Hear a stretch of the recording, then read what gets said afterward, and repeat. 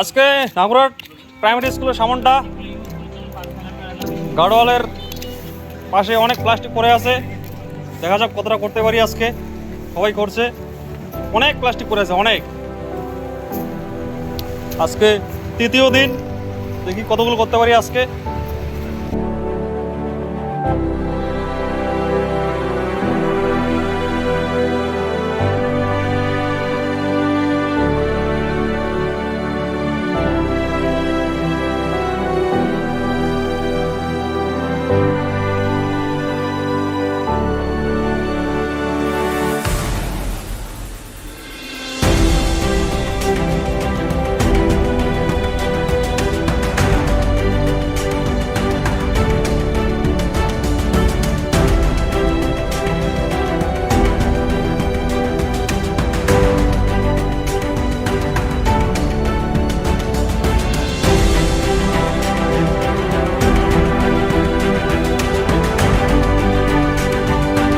আজকে হলো ডে 3 আর হচ্ছে এটা আমাদের আজকে এন্ড মোমেন্টে।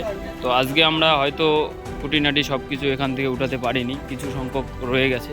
তবে আমরা চেষ্টা করব প্রত্যেকটা প্লাস্টিককে আমরা কুড়িয়ে নেওয়ার জন্য। তো যেহেতু আজকে স্কুলের সামনটা ধরেছি, এই দিক থেকে মাঠ সহকারে আমরা প্রতিনিয়ত এই দিক দিয়ে যাব।